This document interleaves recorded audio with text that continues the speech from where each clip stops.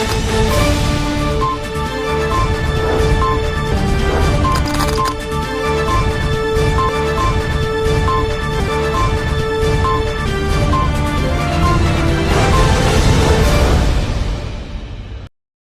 मंत्री की उपस्थिति में साहित्यकार दीपक देसाई का पलसाना चैरिटेबल ट्रस्ट द्वारा सम्मान पत्र देकर सम्मानित किया गया। पारडी तालुका के पलसाना गांव में संध्या स्मृति सांस्कृतिक हॉल का वित्त मंत्री कनुभाई देसाई के हाथों लोकार्पण किया गया।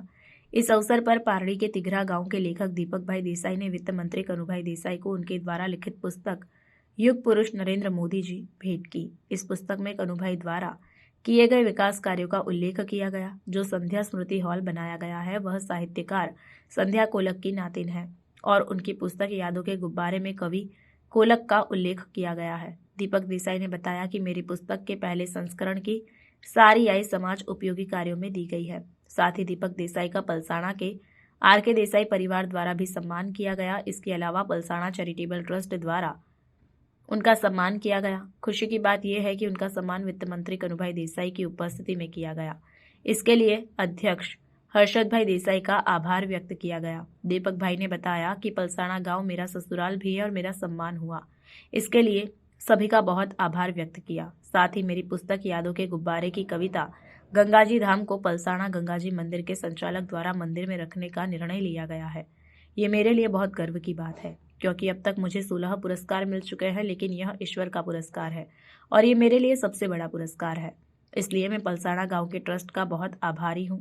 इस अवसर पर वित्त मंत्री कनुभाई देसाई, उद्योगपति सिद्धार्थ के देसाई, वीआई के अध्यक्ष सतीश भाई पटेल, वापी शहर भाजपा अध्यक्ष मनीष देसाई, ट्रस्ट के अध्यक्ष हर्षद भाई देसाई, दिनेश जोशी और अन्य उपस्थित मेहमानों ने दीपक भाई देसाई को बधाई दी और शुभकामनाएं दी।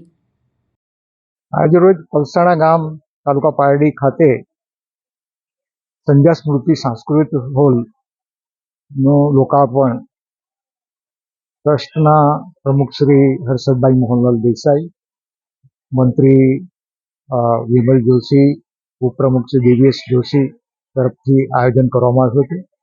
આ પ્રસંગે ગુજરાત રાજ્યના આદરણીય નાણામંત્રી તેમજ પેટ્રોલિયમ મંત્રી શ્રી કનુભાઈ દેસાઈ પધાર્યા હતા અને તેમના હસ્તે લોકાર્પણ વિધિનું પૂરેપૂરું કાર્ય કરવામાં આવ્યું હતું।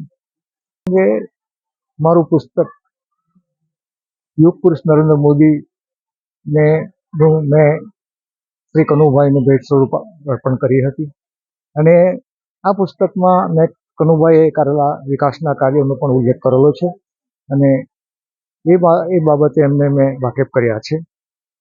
આ ઉપરાંત આ સાંસ્કૃતિક હોલ જેમના નામે છે સંધ્યા સ્મૃતિ હોલ, એ સંધ્યાબેન આપણા ગુજરાત રાજ્ય દક્ષિણ ગુજરાતના સાહિત્યકાર સ્વર્ગસ્થ શ્રી કોલકના પુત્રી થાય છે અને મેં મારા પુસ્તક યાદો કે ગુબ્બારેમાં સાહિત્યકાર સ્વર્ગસ્થ શ્રી કોલકનો પણ ઉલ્લેખ કરેલો છે।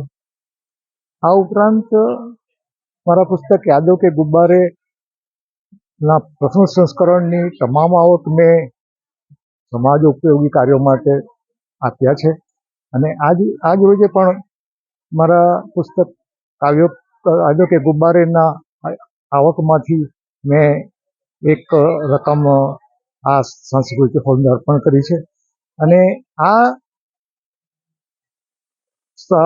આ ઉપરાંત પલસાણા ચેરિટેબલ ટ્રસ્ટ દ્વારા મારું સન્માન કરવામાં આવ્યું છે અને મને ખુશી એ વાતની છે કે આપણા આદરણીય નાણાપ્રધાન શ્રી કનુભાઈ દેસાઈની ઉપસ્થિતિમાં મારું સન્માન કરવામાં આવ્યું।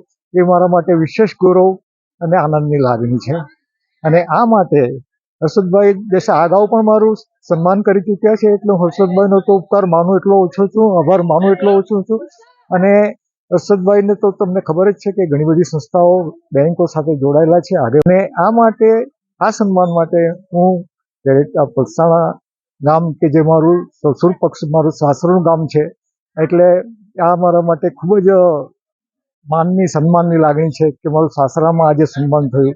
જમાઈ તરીકે તો સાસરામાં દરેકનું સન્માન થાય જ છે પણ જ્યારે આ રીતે સન્માન થાય, કનુભાઈ દેસાઈની ઉપસ્થિતિમાં સન્માન થાય એ એક વિશેષ ઉપલબ્ધિ ગણાય।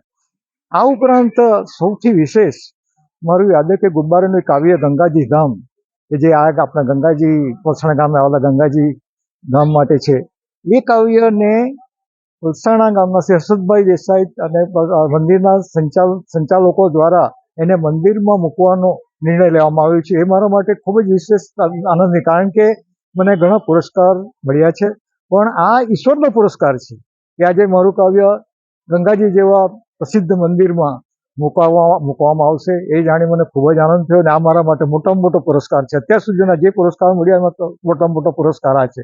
આ માટે હું શ્રી હર્ષદભાઈ મોહનલાલ જોશી, મંત્રી શ્રી ઉપપ્રમુખ શ્રી અને પલસાણા ગામ તમામનો આભારી છું.